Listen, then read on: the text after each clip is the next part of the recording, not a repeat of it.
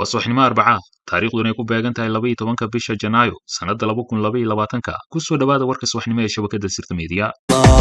سيرت ميديا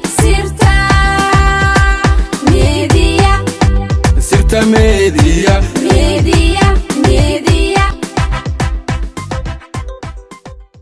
waxaa weli magaalada muqdisho ka socda abaabulka banaanbax looga soo horjeeda afgembigii fashilmay ee 27 Diseembar kaas oo lagu qaaday xafiiska ra'iisul wasaare Maxamed Xuseen Roble iyo xarunta xukuumaddiisa banaanbaxa oo uu si weyn uga hor yimid maamulka gobolka Banaadir oo la fahamsan yahay inuu gadaal ka soo riixay madaxweynihii hore Maxamed Cabdullaahi Farmaajo ayaa waxaa qayb ka ah siyaasiyiin iyo xubnaha mucaaradka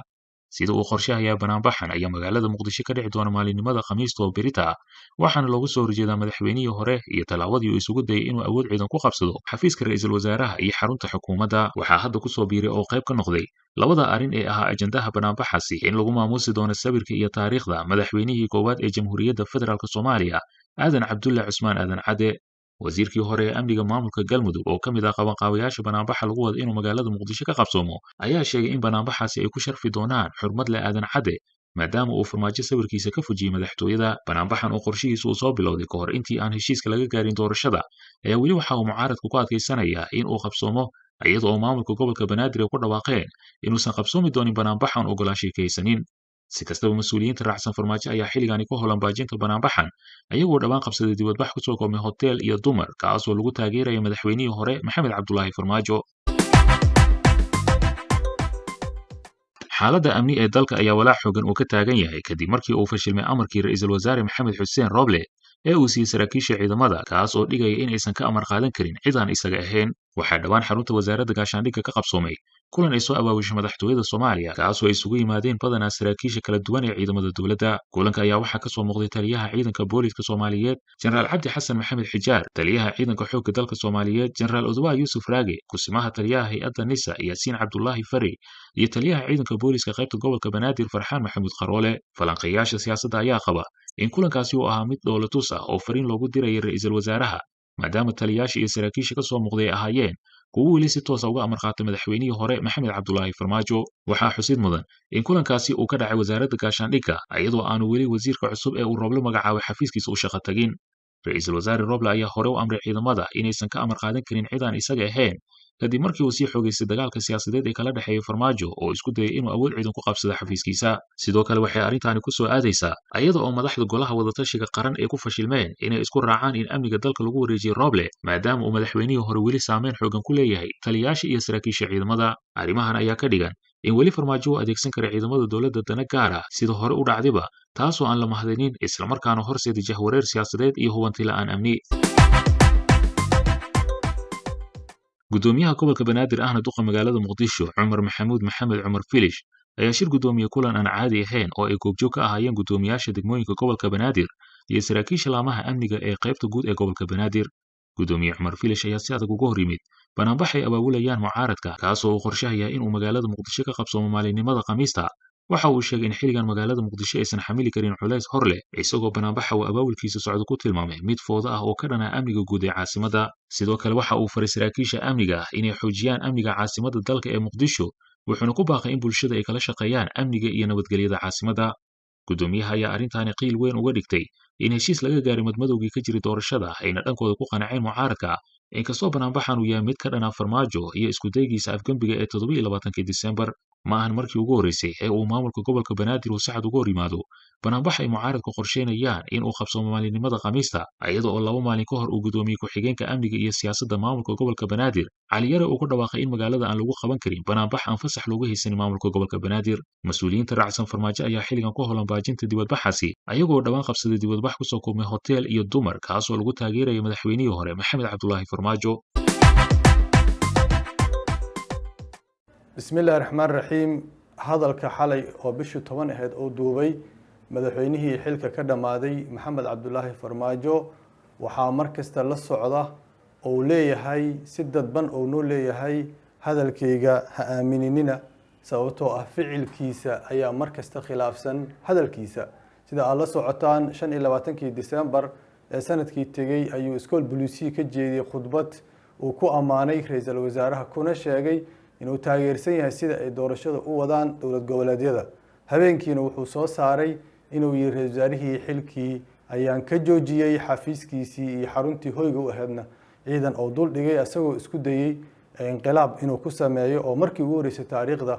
isku dayay hay-ado nabad ah oo civilian ah inuu awood ku qabsado markii laga soo tago inqilaabkii 69kii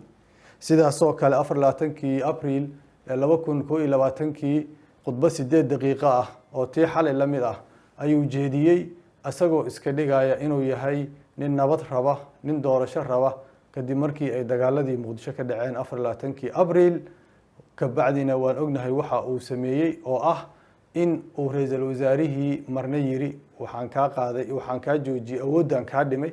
marna uu yiri xilkaan kaa joojiyey marna uu yiri xilka hala soo xiro oo waxaan ku soo eedeynayaa dambi sidiisaba maxamed cabdullaahi farmaajo markii ay xaaladdu ku culus tahay oo cadaadis ama gudaha ama dibadda laga saaro daadka ayuu israaciyaa wuxuu iska dhigaa nin la socda dadka meeshay u socdaan laakiin intaas gudaheeda waqti ayuu iibsadaa wuxuu ku diyaar garoobaa inuu soo rogaal celiyo soona qaado dagaal hor leh sidaas daraaddeed annagu ma nihin dadka Soomaaliyeedna waxaan ugu baaqaynaa inaysan ku kadsoomin kuwa ku kadsoon ma nihin dadka Soomaaliyeedna waxaan ugu baaqaynaa inaysan ku kadsoomin waqtiga uu iibsanayo sababtoo ah maxamed cabdullaahi farmaajo marna raalli kama aha doorasho madax bannaan uu hogaaminayo maxamed xuseen rooble nin yeelayo filla Soomaaliya asagoo fadhiyo ma aha sidaas daraaddeed waxa uu ka shaqeeyo abaabulka ciidan ah waxa uu ka shaqeeyo qabiilada inuu isku diro qaasatan kuwa muqdisho jooga ah waxa uu ka shaqeeyo ah inuu u qaybiyo laaluush dad siyaasiyiin ah ama dad uu isleeyahay kasbo hawshaas uu ku mashquulsan yahay waxa uu iibsanayo waa waqti waxa uu gadanayo waa time waxa uu u diyaar garoobayana waa inuu dagaal kale ku soo qaado ra-iisul wasaare maxamed xuseen rooble muxuu sidaas u sameeyey xalay khudbadaas u jeediyey shir aan ognahay inuu ka soo horjeeday oo shir kale garab dhigtay oo diidanaa waxa aad taageerayso Soomaha wax markii hore aad ogoleed shirka aad taageerayso natiijadiisa Soomaha shir markii hore aad qayb ka ahayd ama aad ogoleed ama aad taageersaneed intaasoo dhan ma aha cadaadis caalami ah oo dibadda laga soo saaray iyo cadaadiska gudaha oo shirqoolkiisii oo fashilmay oo ra-iisul wasaarihiina ka hor yimid daraaddeed ayuu wuxuu isku dayayaa inuu daadka israaciyo waqtina ku iibsado sidii horay oo u sameey jiray annagu markasta waxaan fiirinaa ficilkiisa asagaana oranaya ficilkayga iyo qowlkayga waa iskhilaafsan yihiin mar walba ayaan darri ka weyn ma jirto hal sano oo constitutional crisis dalkan inuu ku jiray maantana wuxuu ku jiraa waxa waaye azmad dastuuri oo shalay ku jiray maantana wuxuu ku jiraa waa azmad credibility in aan madaxweynihii dalka xukunka 4 sano sharciga ku joogay sanadka ku dhawaadna sharci darrada ku jooga qowlkiisa meel laga qabto iyo wax laga rumeeyo aan lahayn waa ninka kula ra-iisul wasaaraha xilkan ka qaaday waan ka joojiyey haddana soo saaray warqad xafiiskiisa ku socota waa ninka oranaya ra-iisul wasaaraha waa fiican yahay galabtii oranaya habeenkiina warqad soo saaraya oo dhahaya waa fashilayay shaqadii waa ku fashilmay waa ninka shirka ra-iisul wasaaraha ku baaqay diiday markii wixii ka soo baxayna dhahaya waan rumaystay taasi waxaa la yiraahdaa crisis ama azmad credibility-ga misdaaqiyada qofka qowlkiisa lagu rumaysan karo wax ka xunna ma laha qof madaxweyne dal soo maray inaan hadalkiisa meel laga qabto iyo xubin laga qabto iyo meel laga rumaysto uusan lahayn waxaa kuu soo haray inta uu qabka ku sheegay qabkan lagu celceliyo oo maalin kasta la yiraahdo qabkii Soomaaliya la soo celiyay qabka Soomaaliya ma waxa lagu soo celiyay in muwaadin Soomaaliyeed oo ka tiinadaysan dawlad ajnabi loo dhiibo qabka Soomaaliyeed ma waxa lagu soo celiyay ciidan kumaandoosa oo Itoobiya ah oo dariskeena ah in Kismaayo lagu qabsado lagu afgambiyo maamul halkaas ka jiro la isku dayo qab ma waxa lagu soo celiyay in madaxweyne ama ra-iisul wasaare dal kale inta diyaarad kugu qaato madaxweyne dal kale kugu geeyo adoona ku talagelin miyaa qab lagu soo celiyay qab ma waxa lagu soo celiyay in askari Itoobiyana doolow inta ka qudbeeyo uu yiraahdo annaga idinka walaalaan nahay laakiin cadow kale ayaan leenahay oo cadowgaas loola jeedo dowlad goboleedka Jubbaland ma waxa qabkii lagu soo celiyay in wasaaradda arrimaha dibadda inta laga soo waco Mareykanka lagu yiraahdo George waxa wada la shaqeey ra'iisul wasaaraha qab ma waxa lagu soo celiyay in dowladaha dariska ah la yiraahdo oo la socotaan wasiirka arrimaha dibadda Mareykanka inuu markuu hadlayay oo yiri annaga gobolka qaasatan Ethiopia iyo Soomaaliya waxaan ka warsanaynaa madaxweynaha dowladda Kenya in la yiraahdo miyaa qab lagu soo celiyay xilka waxaa lagu wareejiyay asoo madaxweynihii ka horeeyay xarunta White House-ka lagu qaabilaya lagu wareejiyay xilka Maxamed Cabdullaahi Farmaajo maantana waxay maraysaa in la yiraahdo arinta Soomaaliya waxaa laga hadlaa Uhuru Kenyatta taas waa been qabla soo celiyay ma jiro Soomaali quursi iyo meel hoose ayaa loo celiyay waxaan kaloo rabaa inaan dul istaago arinta ciidanka oo leeyahay ciidan baa la dhisay ciidanka la dhisay kii madaxda lagu weerarayo Soomaha madaxweynayaashii hore kii mucaaradka lagu xabadeynayo guryahooda u dhacay Soomaha ciidanka kii gudoomiyihii hore ee baarlamaanka xilka xoog uga tuuro isku hareereeyay xarunta baarlamaanka iyo hoygii oo deganaa maaha ciidanka midka ra'iisul wasaaraha dul dhigay askarta oo rabay xafiiskiisa xaruntiisa inuu la wareego Soomaha ciidanka oo dhisay ciidanku Soomaha midka aan hal maalin al-shabaab bad ku ridin 5 sano oo Maxamed Cabdullaahi Farmaajo xafiiska joogay 4 sharciga ahayd iyo sanadkii sharci darrada ahaa ciidanku Soomaha midka hadda villa Soomaaliya dhexdeeda isku hor fadhiya ee guryaha villada ku hareeraysan ijaarkeeda iyo kiradeeda la isku dagaalayo sida boos loo kala xirto ciidanka Soomaha kii bartanka dhiiqada siyaasadda aad ka fariisisay oo dhalinyaradii aad isku dishay magaaladan dhexdeeda oo aad dawlad goboleed kasta u dirtay si ay uga soo dagaalaan aadna diiday inay hal xabad shabaab ku ridaan ciidankaas miyaa midka aad dhisto noo sheegaysid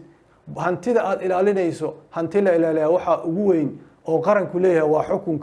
xukunkaad boobka sanad ku joogto hanti boobka weyn ma jiro sidaas daraadeed dadka Soomaaliyeed annaga waxaan markasta u taaganahay inaan u iftiinino hadalkiisa inuusan sax ahayn oo markasta dadka Soomaaliyeed jahwareeriyo oo uu ku dhaqmo halhayskii ahaa if you can convince them confuse them haddii aadan qanci karin jahwareeri oo asaga dhan uu ka kooban yahay jahwareeriskana waxaa keenaya inay markasta ficilkiisa iyo qowlkiisa iskhilaafsan yihiin waxaan leenahay Ra'iisul Wasaare Maxamed Xuseen Roble ninkan wax badan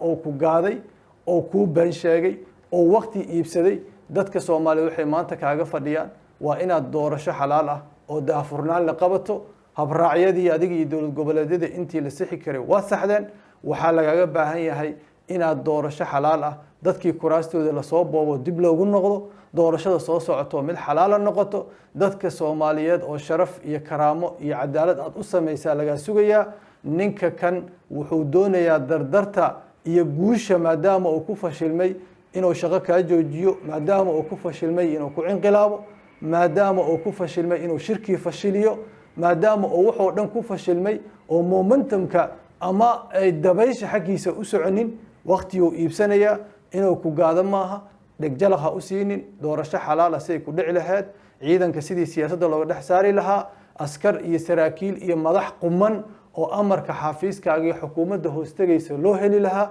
shaqadaas qabso ninka kani nin la aamini kara hadalkiisa ma aha waan garanaa beri subax ergow soo diri doona ra'iisul wasaaraha hadna la hadashiyo orad doona dadku isku dayi doona inuu isku maskiiniyo waa markuu duruufaysan yahay inuu nagaado maaha hadalkiisana macnad weyn ma laha dadka Soomaaliyeedna inuu jahwareeriyo kaliya ka shaqeeya sidaas daraadeed annaga waxaan rabnaa isku duubni inaan marxalada uga gudubno dadka taageersan asaga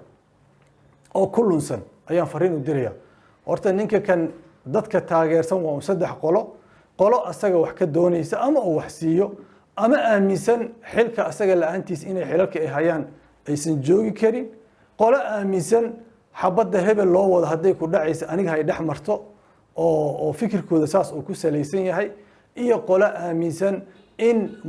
lunsan uu jahwareeriyay oo laga yaabo inay ku lunsan yihiin waxa uu sheegayo inta aan la hadlayo waa inta jahwareersan oo hadalkiisa ku lunsan oo markasta aan u taaganahay inaan saxno maalin kasta meel ayuu ka soo baxaa waa ninkiina yiri banaadir 13 kursi siiyay si uu xiisada isaga dejiyo dadkan isaga hor keeno waxa uu ka shaqeeyo maalin dambana afkiisa lagama maqal banaadir iyo meel ku dambeysay maalin kasta waqti uu iibsada dadku iska hor keena kii mucaarad ku ah mid asaga ka soo horjeeda oo dadkiisa ama ehelkiisa ama dad ugu dhow inuu agtiisa keeno oo ka hadashiyo oo ka dhawaajiyo kaliya oo ka shaqeeya dadku ka soo dhaxadla sidaas daraadeed waxaan rabnaa inaan u jeesano doorasho gacanna doorasho aan ku aadno gacanna shirqoolkiisa iyo makrigiisa iyo dhagar maleegiisa aan isaga ilaalino si aan dalka xaaladan delakeedka ee xasaasiga ah